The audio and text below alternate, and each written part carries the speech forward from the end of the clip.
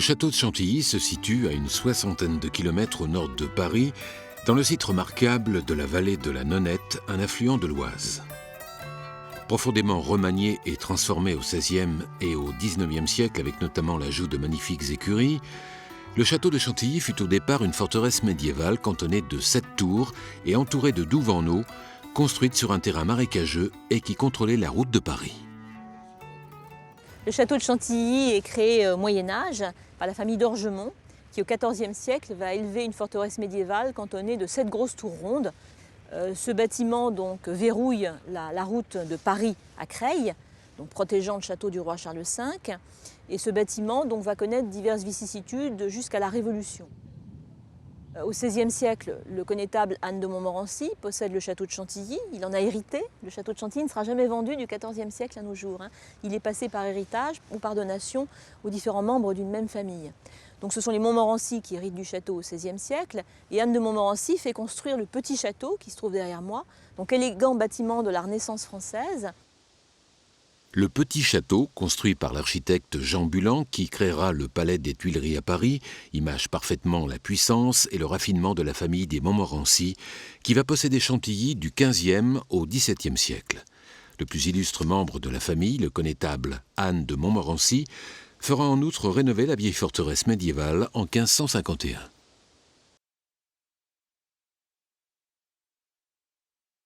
Anne de Montmorency, en effet, Premier ministre de François Ier, d'Henri II, compagnon d'armes de François Ier, a fait les guerres d'Italie, il connaît l'architecture italienne, il s'intéresse à la Renaissance, il est responsable aussi des bâtiments du roi, fréquente les meilleurs architectes et se passionne donc pour l'architecture de Chantilly. Esthète et collectionneur, Anne de Montmorency prête une grande attention au renouveau des arts durant la Renaissance. Il sera d'ailleurs le financier et le protecteur d'un grand nombre d'artistes et de savants de l'époque, tels que Bernard Palissy, le célèbre céramiste. Montmorency se sont illustrés depuis avant l'an 1000, surtout les grands champs de bataille, et notamment à Bouvines avec Philippe Auguste. Mais c'est donc une des premières puissantes familles de France à l'époque. Et ils vont faire rayonner Chantilly, bien sûr. En particulier, le plus célèbre d'entre eux, le connétable Anne de Montmorency. Connétable signifie général en chef. Il fera énormément pour Chantilly. C'était un prince de la Renaissance, c'était un soldat qui a combattu toute sa vie, depuis Marignan en 1515 avec François Ier, jusqu'à la bataille où il trouva la mort à l'âge de 74 ans, à la bataille de Saint-Denis. Et il s'écrie « Quel bonheur pour un soldat comme moi de mourir au combat ».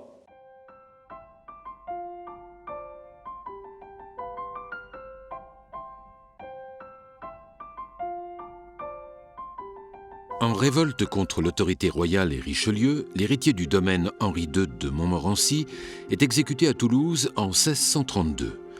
Sa veuve entre alors au couvent et leurs biens sont confisqués par le roi Louis XIII. C'est la fin des Montmorency. 10 ans plus tard, le domaine devient la propriété de Henri de Bourbon-Condé, le père du Grand Condé. Et Chantilly appartient alors maintenant à la branche cadette de la Maison du Roi, la Maison des Condés.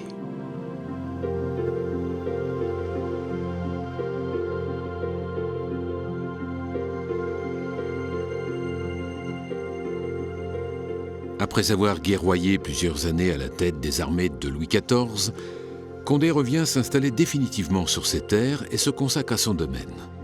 Il fait abattre et rebâtir les 3 faces de la cour du château, fait dessiner le parc par le jardinier André Lenôtre, le futur créateur du jardin du château de Versailles, fait bâtir la chapelle Saint-Louis et fait accommoder l'intérieur de tous les appartements qui n'ont pas été rebâtis à neuf par Mansart, l'architecte du roi Soleil.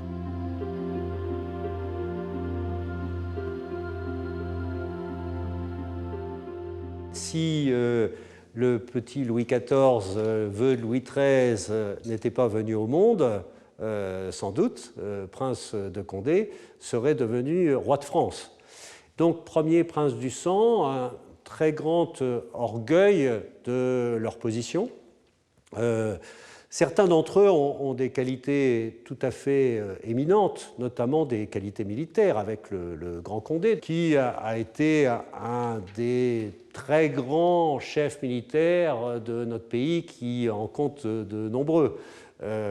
Il s'est illustré notamment à l'âge de 22 ans à la bataille de Rocroi dans des conditions réellement militairement exceptionnelles. Une magnifique victoire remplie contre les Espagnols qui n'avaient pas été vaincus depuis un petit peu plus d'un siècle. Il va combattre lui aussi toute sa vie et presque toujours victorieusement, sauf une fois contre son cousin, le maréchal de Turenne, parce que le Grand Condé a été, à un moment de sa vie, tenté par orgueil principalement de combattre son pays et son roi.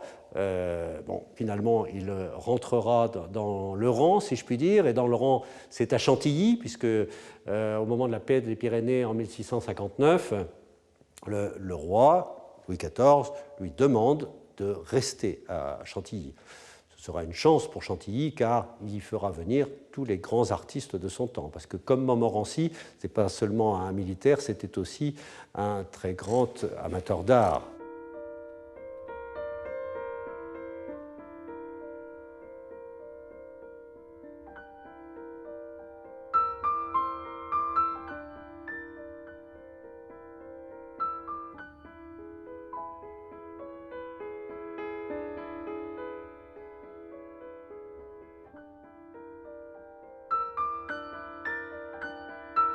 Le Grand Condé reçoit à Chantilly des écrivains comme La Fontaine, La Bruyère, Bossuet ou Madame de Sévigné.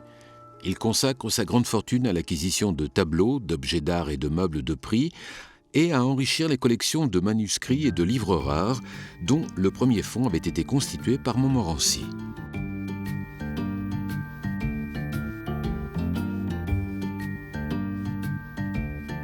Condé, qui a montré dans la carrière militaire un génie précoce, avait remporté héroïquement l'éclatante victoire de la bataille de Rocroi, le 19 mai 1643, brisant la réputation d'invincibilité des Espagnols, et ce, 5 jours seulement après la mort de Louis XIII, sauvant ainsi le pays.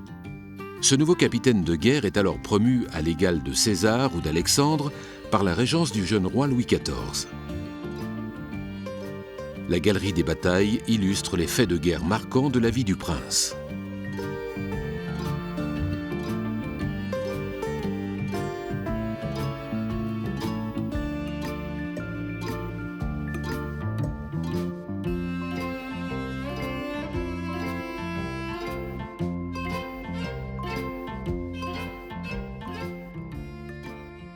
La galerie elle-même a été commandée par le Grand Condé à Jules Ardoin-Mansart, l'architecte de Versailles. C'est une galerie qui était destinée à la réception des hôtes, à la déambulation des invités. On pouvait y dresser la table pour les banquets. C'est la salle principale du château de Chantilly jusqu'à la Révolution. Magnifique décor donc, qui sera repris au cours des temps par les princes de Condé. Ces tableaux donc, présentent par ordre chronologique et dans le sens des aiguilles d'une montre la progression de la vie du Grand Condé et donc les batailles qu'il a gagnées.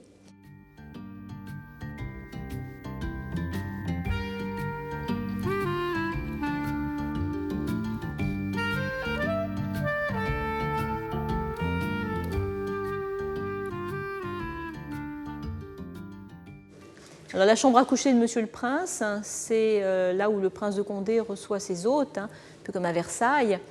C'est une chambre de parade. Il y avait à l'origine une balustrade qui allait d'une glace à l'autre, qui traversait la pièce.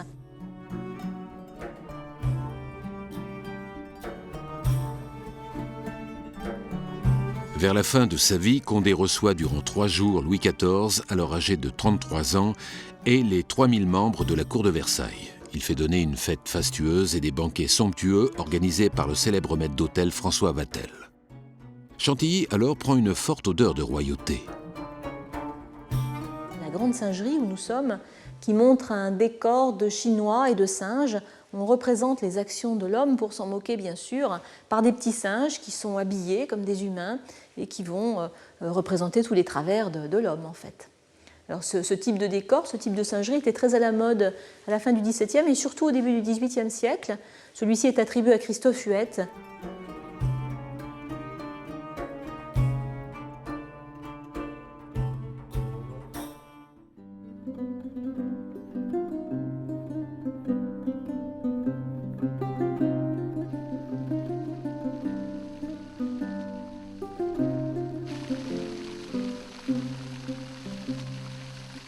Le grand Condé eut véritablement une vie de roi. Dans le parc, un hameau a été construit au calme, loin de tumulte des courtisans. Il comportait 7 petites maisons, dont 5 ont été conservées. Salon, billard, salle à manger, cuisine et moulin. Le hameau de Chantilly inspirera plus tard la reine Marie-Antoinette, épouse du roi Louis XVI, lorsqu'elle fera construire son hameau de la Reine à Versailles. Alors à la Révolution française, le château de Chantilly va connaître diverses vicissitudes. Il appartient en effet aux Bourbons-Condé, qui sont des cousins des rois de France. Ils sont donc particulièrement détestés et le château va très vite être pris. On va commencer par piller les canons qui se trouvent ici même sur la terrasse, qui appartenaient au prince de Condé, qu'il avait pris lors de la guerre de 7 ans. Et progressivement, le château va être démeublé, ses biens vont être confisqués. Ensuite, on va vendre le château à des démolisseurs, la bande noire, qui vont détruire les bâtiments pour en récupérer jusqu'aux pierres. Seul le petit château demeurera. Et le grand château, dont les fondements étaient médiévaux, datant des Orgemont, va être rasé jusqu'au niveau de la terrasse, jusqu'au niveau de ce sol. Après le passage de la Révolution française et de l'Empire, les Condé vont alors se débarrasser du château. Après la Révolution et l'Empire, les derniers princes de Condé rentrent en France. Ils trouvent un château en partie rasé, des jardins détruits, en partie mutilés. Ils vont en 1830 léguer à leur petit-neveu et filleul Henri d'Orléans, duc d'Aumale, un enfant de 8 ans, le fils du futur roi Louis-Philippe, leur château de Chantilly et tous leurs autres biens. Tout cet immense héritage va appartenir donc à cet enfant de 8 ans qui va en faire ce qu'il est aujourd'hui, donc le plus grand domaine foncier de France, avec un merveilleux château et un musée. Le duc d'Aumale fera reconstruire le nouveau château sur les anciennes fondations du château médiéval. La nouvelle construction pourra ainsi abriter les considérables collections d'œuvres d'art accumulées par les différents propriétaires. Le duc et la duchesse habitent, eux, dans la partie Renaissance qui avait été préservée des destructions. Le gros du château, le grand château, va être élevé, lui, de 1875 à 1880 pour le duc d'Aumale, par l'architecte Honoré Daumet. C'est lui qui élève le bâtiment qui se trouve derrière moi, ce grand château qui est destiné non pas à servir de palais, d'habitation, mais bien à servir de musée. Extérieurement, c'est un bâtiment éclectique qui s'inspire des différentes phases de la Renaissance française. Daumet va s'inspirer par exemple pour la chapelle de la chapelle d'Écouen, puisque Chantilly a la chance d'ailleurs de conserver les trésors de la chapelle d'Écouen. Pour les toitures, il va s'inspirer de Valençay ou un peu de Chambord. Pour le porche d'entrée, il va s'inspirer de Fontainebleau. Donc il mélange de différents styles des plus grands bâtiments de la Renaissance française. C'est le style éclectique du XIXe siècle. Les collections accumulées par le duc ont transformé le château en un véritable musée contenant plus de 800 toiles de maître. Ce qui en fait le deuxième musée de France dans ce domaine, après le musée du Louvre à Paris.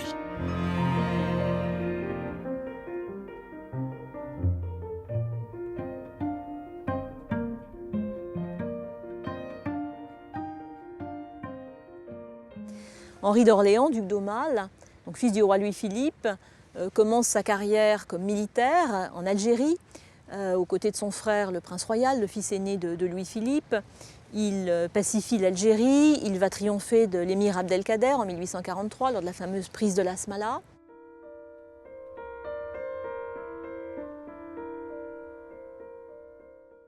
Gouverneur général de l'Algérie à 21 ans, général donc encore très jeune, il voit sa carrière brisée par la révolution de 48, qui chasse du trône son père, le roi Louis-Philippe.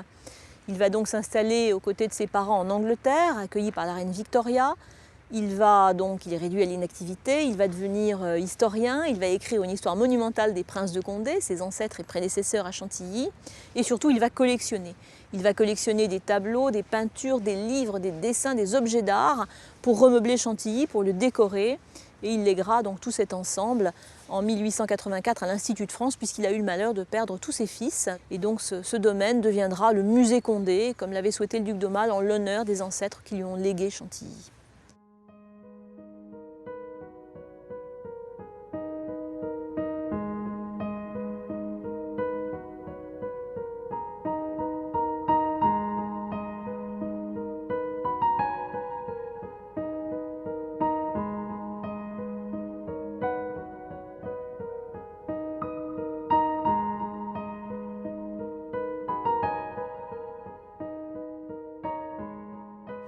Alors nous sommes dans la galerie de peinture du musée Condé à Chantilly. C'est la salle principale où sont présentés les tableaux du duc d'Aumale, Henri d'Orléans. Cette présentation est tout à fait typique du XIXe siècle. Les tableaux sont présentés sur fond sombre, un fond rouge sombre, sur plusieurs niveaux, sans trop de logique artistique, historique, géographique, simplement en fonction des formats, jusqu'à 3 ou 4 niveaux de présentation. Et ça, c'est tout à fait typique du XIXe siècle. Le duc d'Aumale donc recueille des œuvres qui lui viennent de sa famille italienne, notamment du prince de Salerne. Il va donc racheter la collection de son beau-père, c'est l'origine du mur italien, parmi lesquels des tableaux de Carrache provenant des collections farnèses, des tableaux très importants de l'école italienne, Salvatore Rosa, Spada, les plus grands noms sont présents ici, Guido Reni par exemple. Il va également acquérir des tableaux français de Nicolas Poussin, je pense au Massacre des Innocents, sans doute son chef-d'œuvre absolu. Il va donc construire une composition extrêmement marquée, avec des diagonales qui viennent se croiser, avec un coup de lumière qui va accrocher donc les personnages principaux. Et surtout, Poussin, pour être vu, va attirer l'œil du spectateur en réduisant le drame que constitue le Massacre des Innocents à 3 personnages. Le soldat qui tue, l'enfant qui meurt et la mère qui hurle. Car si on croise les diagonales de la composition, elle passe par la bouche de la mère hurlant. Donc le tableau n'est qu'un cri.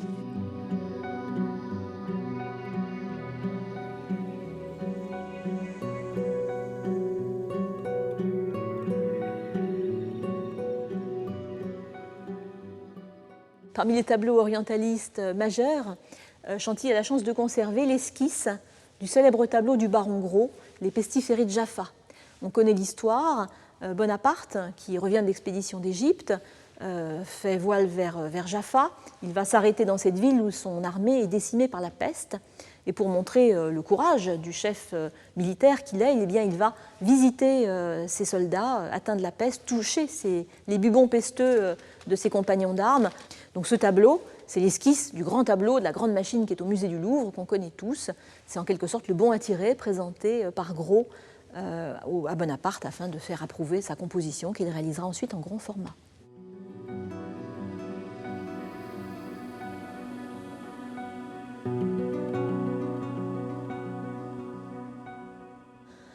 Parmi les autres trésors de la galerie de peinture, un tableau très amusant que ce Déjeuner d'huîtres par Jean-François de Troyes, donc tableau peint par l'artiste pour la salle à manger de réception du roi Louis XV à Versailles. On est en 1735. Le jeune roi Louis XV, qui veut trancher sur le roi Louis XIV, son prédécesseur à la cour de France, qui avait coutume de manger seul, assis à table, chapeau sur la tête devant les courtisans assemblés qu'il regardait, et bien lui, au contraire, le jeune roi Louis XV, invite ses amis à manger avec lui autour d'une table ronde, sans étiquette, très simplement, comme on le ferait aujourd'hui.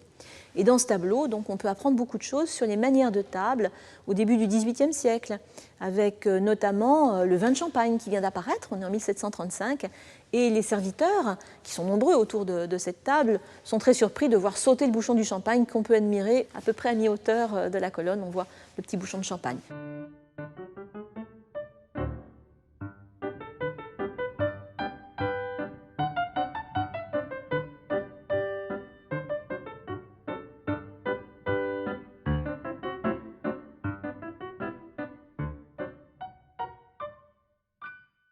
Les Trois Grâces sont un tableau de Raphaël, ce grand artiste de la Renaissance italienne.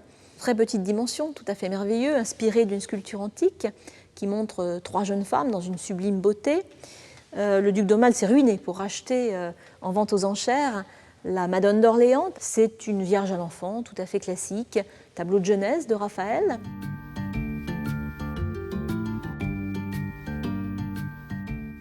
Eugène Delacroix donc peint les 2 Foscari, scène romantique retraçant l'histoire de la République sérénissime de Venise, avec le doge Foscari, alors en guerre contre la Sublime Porte, contre l'ennemi turc. Il a perdu plusieurs de ses fils à la guerre, il lui en reste un seul, Jacopo, et Jacopo vient d'être torturé, il est convaincu de trahison, il a trahi la sérénissime République, il va donc être exilé, peut-être condamné à mort. On voit à gauche le doge sur son trône, complètement effondré, il est écrasé par la honte. Devant lui, son fils le supplie. Il sort de la chambre de torture. On voit le bourreau à l'arrière-plan, tandis que la jeune femme de Jacopo s'accroche à lui, supplie, implore. Donc une scène totalement dramatique qui évoque à la fois le thème de l'exil et le thème de la mort des fils, qui était cher au duc d'Aumale, puisque ce dernier, malheureusement, a vécu 23 ans exilé hors de France et a perdu tous ses enfants. Donc ce tableau devait recueillir un écho important en lui.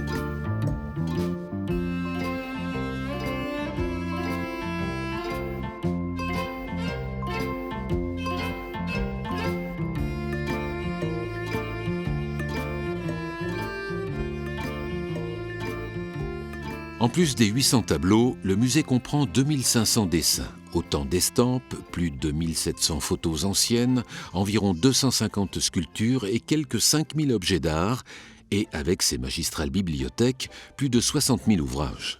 La bibliothèque, dite du théâtre, était celle personnelle du duc d'Aumale qui était un passionné de savoir. Il aimait venir là, à la fin d'une vie bien remplie, se pencher sur les archives du royaume.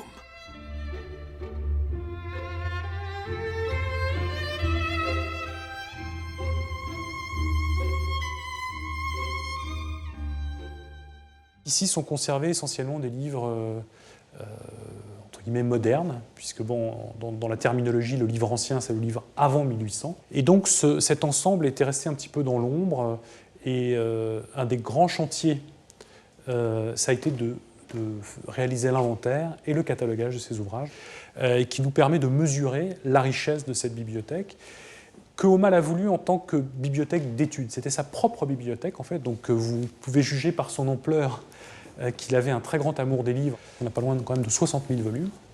Alors pour la bibliothèque d'un homme seul, c'est quand même beaucoup, hein, où il y a beaucoup de choses touchant naturellement à l'histoire militaire. Et puis aussi, il y a beaucoup de livres qu'on a envoyés, donnés à Aumale. Il était membre de l'Académie française, donc il y avait des gens, des écrivains en vue, lui envoyaient leurs publications. Et donc c'est aussi un petit musée des autographes et manuscrits du temps d'Aumale.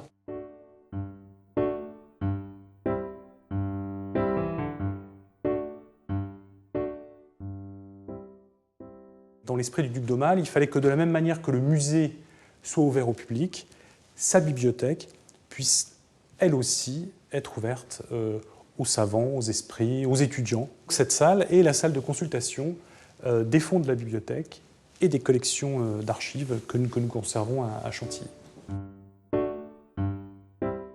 Le vrai trésor caché de Chantilly, ce sont les archives, dont le cœur précieux, vraiment, enfin le centre le plus important, ce sont 80 000 lettres, parmi les plus importantes pour retracer l'histoire de France.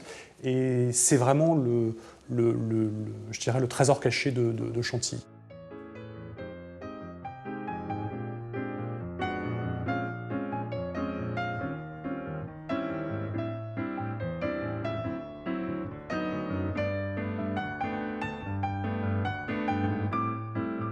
La duchesse d'Aumale, elle, vouait une passion pour la musique et était elle-même une harpiste virtuose.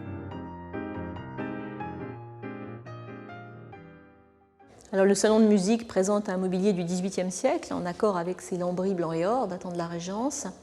Mais le mobilier est un petit peu plus tardif. Par exemple, les fauteuils et les chaises viennent du château de Saint-Cloud. Ce sont des meubles de Jacob, de style néoclassique, qui ont été commandés par le roi Louis XVI en 1787, juste avant la Révolution, pour le château royal de Saint-Cloud qu'il avait racheté à la famille d'Orléans. On a également des consoles d'époque 18e et puis cette très belle armoire boule derrière moi.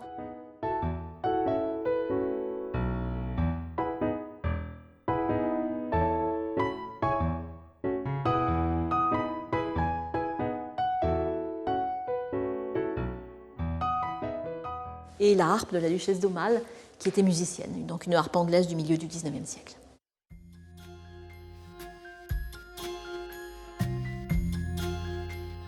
En 1844, le duc avait épousé sa cousine germaine, Marie-Caroline de Bourbon, princesse des Deux Siciles. Ils eurent 7 enfants, seuls 2 fils seulement ont à peine atteint l'âge adulte. Ces décès ont profondément marqué le couple qui vécut dans le deuil.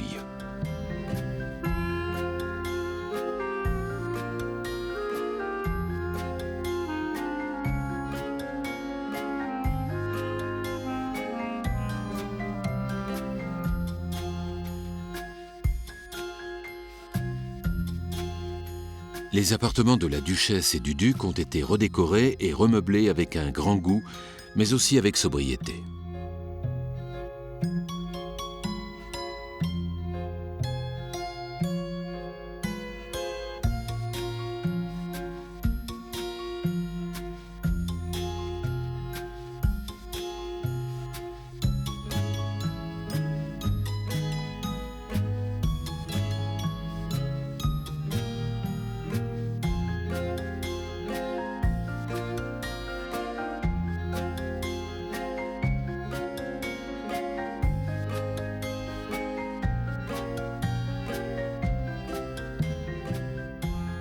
Le 7 mai 1897, lorsqu'il meurt après avoir légué son domaine de Chantilly à l'Institut de France, le duc d'Aumale, veuf depuis 30 ans et sans enfant, dira qu'étant entré en possession de Chantilly grâce à la mort du vieux Condé, le dernier des Bourbons, cet héritage entaché lui avait porté malheur puisque tous ses enfants étaient morts jeunes. Et comme il voulait éviter de transmettre la malédiction à sa parenté, Chantilly devait donc sortir de la famille.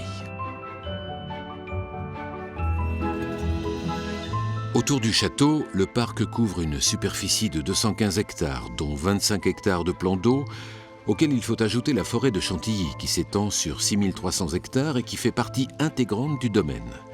Les jardins sont la création du jardinier royal Lenôtre, embauché pour l'occasion par le Grand Condé. Il fait construire le Grand Degré,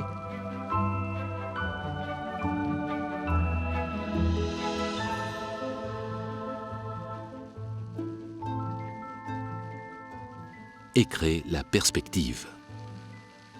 Le château est là parce qu'il a été construit sur un rocher, sur un chemin stratégique entre la ville de Senlis, la première capitale de France, et Beauvais de l'autre. C'était un château contrôlé par des familles qui pouvaient contrôler tout le trafic qui passait sur cette route. Un château médiéval tel qu'on se l'imagine, avec des fortifications, des tours, un peu comme le château de la Belle au Bois dormant, en quelque sorte. Après autant de Louis XIV, le château avait complètement perdu sa fonction militaire, en quelque sorte, parce que la France avait été entièrement pacifiée. La France envoyait ses armées ailleurs, mais il n'y avait jamais d'armée par ici. Donc on n'avait plus du tout besoin d'un château fort, mais les châteaux devenaient des endroits d'apparat, des endroits où on s'amusait pour les princes. Ces parterres du XVIIe, agrémentés de bassins et ornés de vases et de statues de pierre, ont été remaniés pour la plupart au XIXe siècle et représentent les personnages illustres liés au riche passé du domaine. Et donc le parterre Lenôtre date de cette époque aussi. Il a transformé le marécage qui se trouvait ici en parterre. Alors, à l'époque, le seigneur du château était le grand connétable, c'était un cousin de Louis XIV. C'était un peu la bataille entre lui et Louis XIV sur qui pouvait avoir le plus grand, le plus beau, le plus magnifique parterre. Alors, à Versailles, ils ont forcément gagné parce que Louis XIV avait quand même un peu plus de moyens que le prince du château de Chantilly, mais il y a quand même quelques particularités du parterre Lenôtre qui font que c'était sa fierté. La première, c'est les fontaines. Ça s'appelait à l'époque le miracle des eaux. Au XVIIe siècle, c'était extrêmement impressionnant parce que c'était les seules fontaines dans le monde à l'époque qui pouvaient fonctionner 24 heures sur 24. Et pour ce faire, Lenôtre avait dévié une rivière pour les alimenter en continu. À Versailles, par exemple, ou partout ailleurs, vous aviez des machines hydrauliques assez impressionnantes qui remontaient de l'eau vers une grande piscine qui se trouvait dans une partie haute de la ville. Et quand Louis XIV se baladait dans le jardin, vous aviez l'armée de petits jardiniers qui couraient derrière le roi, qui ouvraient les vannes pour faire fonctionner les fontaines quand le roi rentrait dans une salle X ou Y. Et quand il partait, il fermait les vannes de nouveau et il courait derrière le roi. Parce que s'ils ouvraient tout, après un quart d'heure, il n'y avait plus d'eau. Et après, il fallait que le bassin se remplisse pendant 2 ou 3 semaines pour que tout puisse fonctionner de nouveau. Tandis qu'à Chantilly, la particularité ici était justement qu'il y avait de l'eau qui arrivait en continu.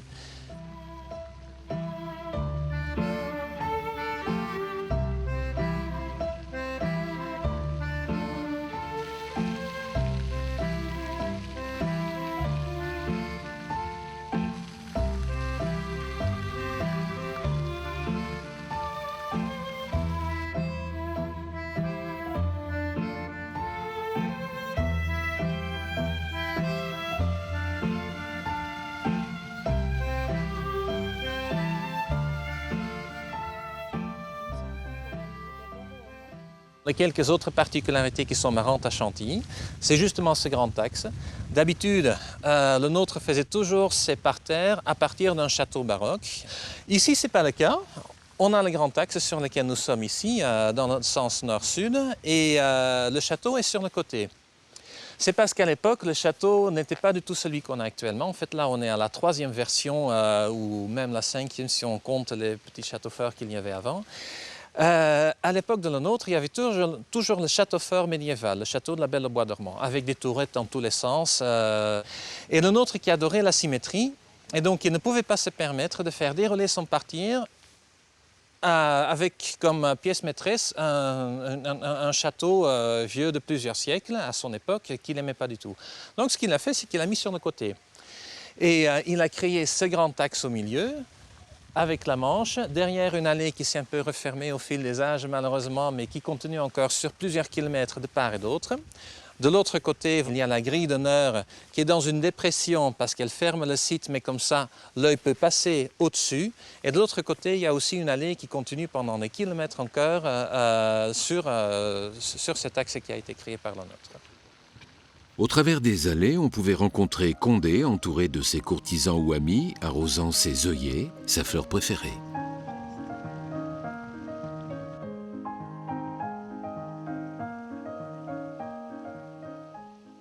On a un peu la vision absolutiste de Louis XIV transposée à la nature, c'est-à-dire on a des lignes droites, des angles droits, tout sauf tout ce qui est naturel. Après est arrivé la Révolution, le parterre a un peu souffert. Et quand le duc d'Aumale est revenu, il a essayé de restaurer le parterre.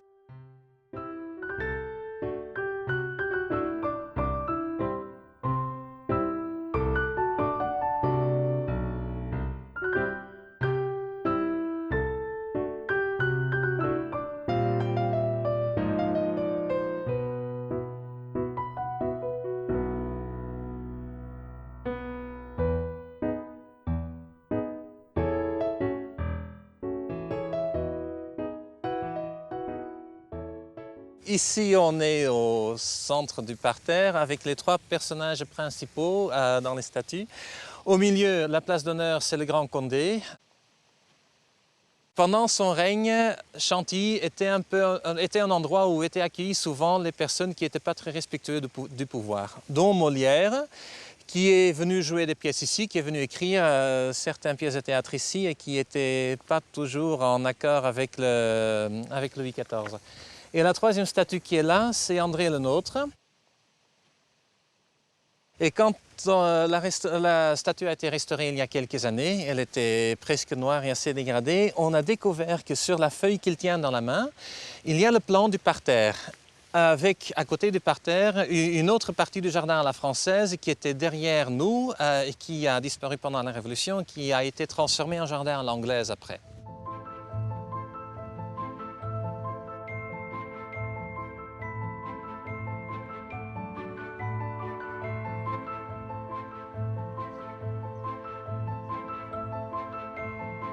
Les parterres de Le Nôtre sont aujourd'hui encadrés de 2 jardins paysagers qui n'existaient pas du temps de leur création.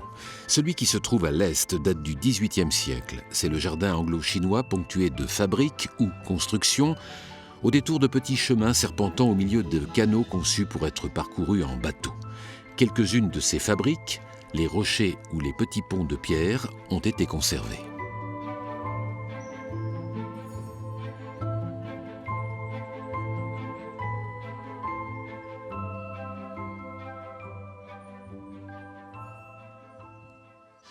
De l'autre côté du parterre nord, autour du hameau, il y a le jardin anglo-chinois. Il date du XVIIIe siècle, 100 ans plus tard. C'était l'époque de Jean-Jacques Lenôtre, quand on avait découvert qu'en fait, on trouvait que, je simplifie un peu, mais on trouvait que la nature était sympathique. Et donc, du coup, on faisait des jardins avec des petits canaux, beaucoup de petites fabriques presque kitsch, où on pouvait se balader pour avoir des surprises et pour s'amuser.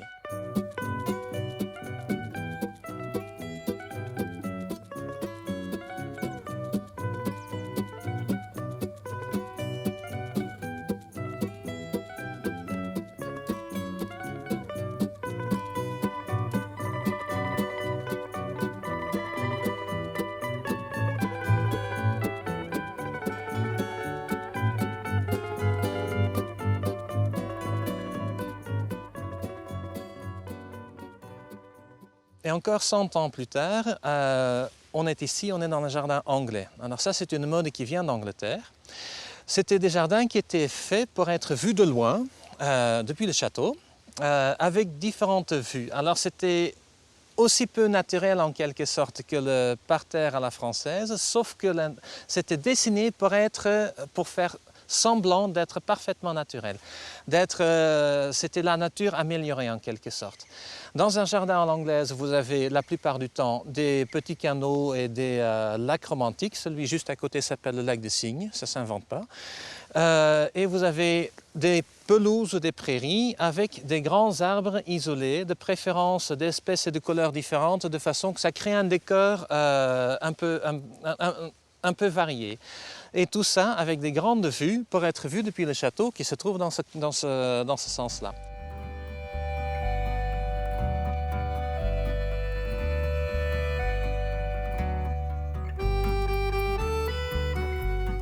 Le jardin paysager anglais de l'Ouest, lui, remonte à la première moitié du XIXe siècle afin de masquer la nouvelle route. Dessiné par l'architecte Victor Dubois en 1817, il incorpore quelques vestiges des aménagements de Jean-Jacques Lenôtre avec notamment l'île d'Amour. En y arrivant, les allées sinueuses ménagent des vues intéressantes sur le château. Le temple de Vénus a été récemment restauré par les monuments historiques. Une véritable invitation à une promenade romantique. Là derrière moi, vous avez l'île d'Amour. Ici, vous voyez à quel point un jardin, même un jardin à côté d'un château, peut vivre et peut évoluer, parce qu'on peut difficilement le croire maintenant. Mais à l'époque de Lenôtre, il y avait cette promontoire par ici. Au fond, il y avait une petite structure avec un théâtre. Et il y avait plusieurs promontoires, il y en avait encore 2 qui étaient là-bas dans la prairie. C'est tombé un peu en désuétude, ça a été modifié à plusieurs moments pendant l'histoire. Et au XIXe siècle, à la fin du XIXe siècle, tout a été remanié tel que c'est actuellement. Donc bizarrement, on a en face de nous une structure qui est plus jeune que la Tour Eiffel, même si on ne dirait pas. Et malgré cela, en fait, on vient de terminer la restauration, c'était tombé complètement en désuétude. Les petites fontaines sur les vasques que vous voyez là ne marchaient plus. La statue était toujours là, mais la petite structure en treillage autour était très fortement endommagée.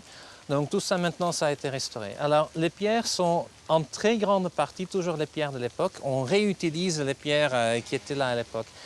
Parmi les vasques, il y en avait plusieurs qui étaient dans les réserves au château, conservées depuis plusieurs décennies. On a repêché celui qui était tombé dedans. Il a été restauré, il a été remis dessus.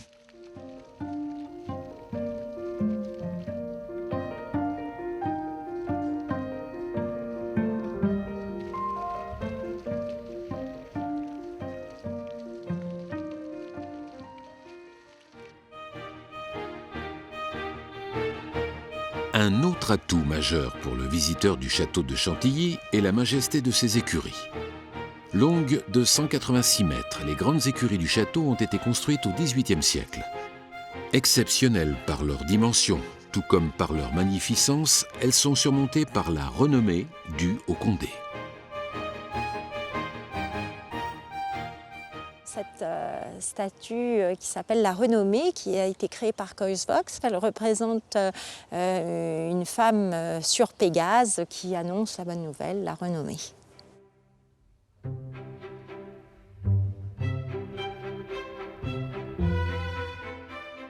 C'est un autre prince de Condé, petit-fils de Louis XIV, qui les avait souhaités pour assouvir sa passion pour les chevaux.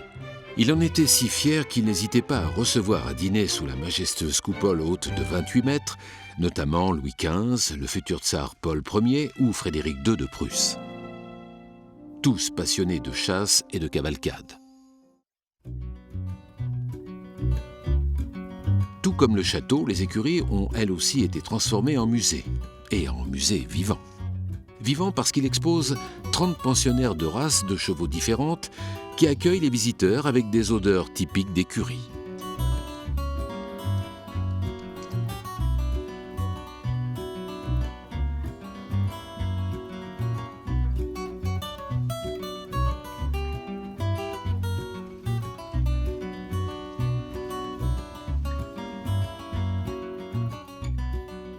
Alors, ces écuries ont été construites à la demande de Louis-Henri de Bourbon, le 7e prince de Condé.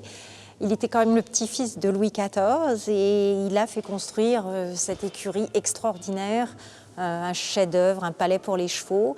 C'est la première fois qu'une écurie est construite à l'extérieur d'un château et qu'elle est édifiée tel un temple comme cela, à la gloire du cheval. Et ensuite, il y a une petite légende qui court qui raconte que ce prince croyait en la métempsychose et pensait donc se réincarner en cheval. C'est la légende qu'on aime bien raconter, mais on ne sait pas vraiment si elle est vraie. L'architecte est Jean-Louis Aubert, c'est un élève de Mansart.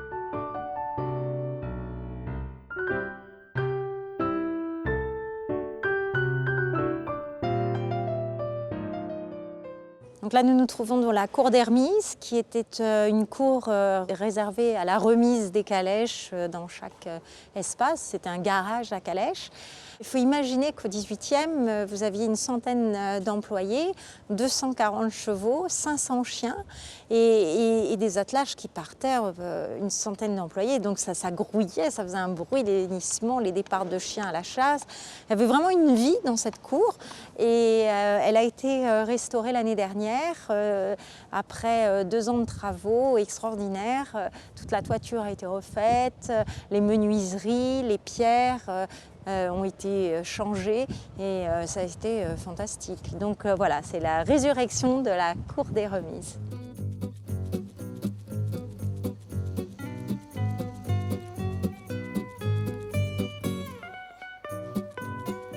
Le musée reçoit environ 160 000 visiteurs par an, ce qui en fait l'un des sites équestres les plus fréquentés au monde.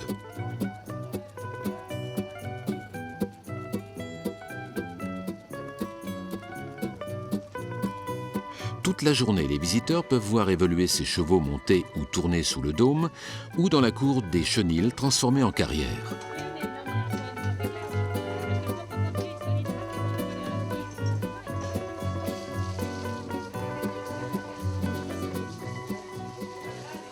Cette partie de l'écurie n'a pas du tout été détruite comme tel était le projet au XVIIIe à la Révolution, car l'armée a occupé les écuries. C'était un vrai moyen de casernement fantastique. Par contre, ce qui a été détruit, ce sont les stalles d'origine. Et là, nous nous trouvons donc dans des stalles du XIXe créées à la demande du dernier propriétaire, le duc d'Aumale. Alors là, dans cette première partie, ce sont les boxes qui étaient réservés aux chevaux de course du duc. Et la deuxième partie, ce sont les stalles qui étaient réservées aux chevaux de chasse.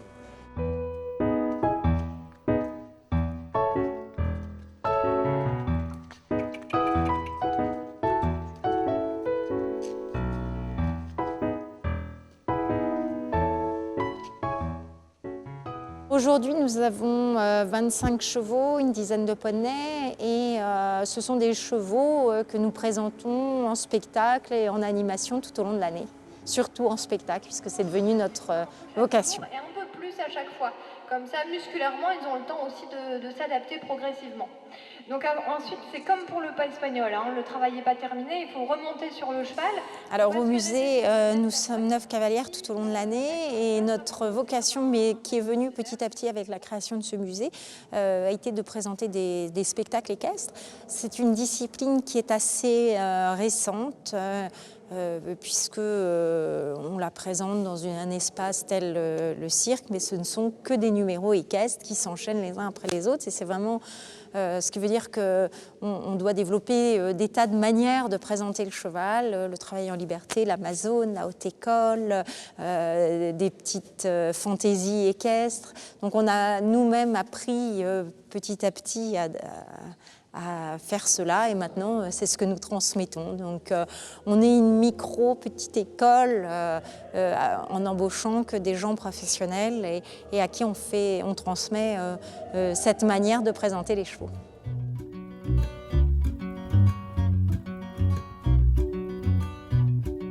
À l'occasion des fêtes de Noël, les cavaliers et les voltigeurs organisent une représentation équestre avec les chevaux, les poneys et l'âne du musée. Par ailleurs, les chevaux d'origine andalouse ou portugaise sont choisis sur le modèle de ceux que montaient les princes au XVIIIe siècle, époque de la construction des grandes écuries.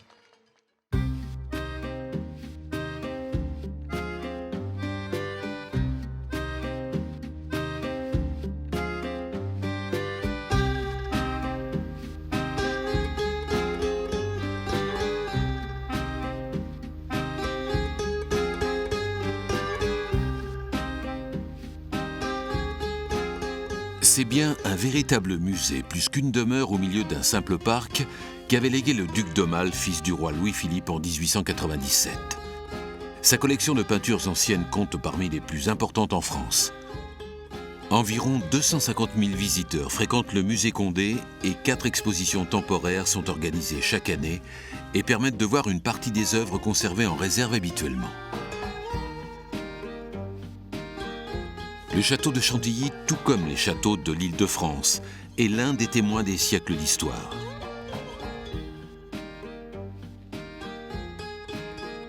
Et en se promenant dans ces parcs, en admirant le talent de ces architectes, jardiniers et décorateurs qui lui ont donné vie et éclat,